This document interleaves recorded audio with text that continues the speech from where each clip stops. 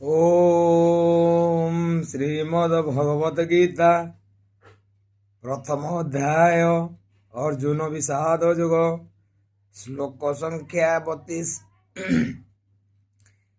किं नो राज्यो नो गोविंद किं भोर्ग जीवत्तेन वा जेषामर्थे काङ्क्षितं नो राज्यं भोगाः सुखानि च तयिमेव स्थिता युद्धे प्राणं त्यक्त्वा धनानि च आचार्याः पितरः पुत्रास्तथैव च पितामहः मातुलाः श्वशुराः पौत्राः श्यालः सम्बोध्यनस्ता एतान् न हन्तुमिच्छामि ज्ञातोऽपि मधुसूदन अपि त्रैलोक्यराज्यस्य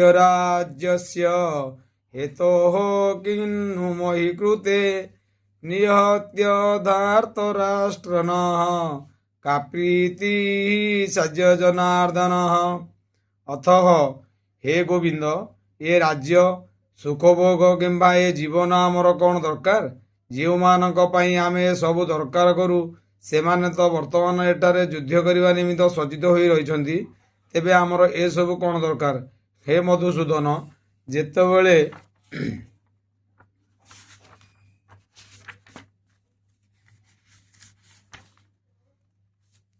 ଯେତେବେଳେ ଆମ୍ଭମାନଙ୍କର ଆଚାର୍ଯ୍ୟ ବା ଗୁରୁଗଣ ପିତୃପୁରୁଷଗଣ ପୁତ୍ରଗଣ ପିତାମହଗଣ ମାତୁଳଗଣ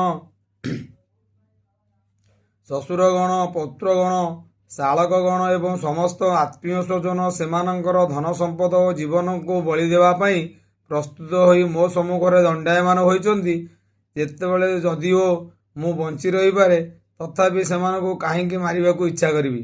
ହେ ଜନାର୍ଦ୍ଦନ, ଇଏ ପୃଥିବୀ କଥା ବା କ'ଣ କହିବି? ଯଦି ମୋତେ ତ୍ରିଭୁବନରେ ରାଜା କରିଦିଆଯାଏ ତଥାପି ମୁଁ ଏମାନଙ୍କ ସଙ୍ଗରେ ଯୁଦ୍ଧ କରିବାକୁ ପ୍ରସ୍ତୁତ ନୁହେଁ।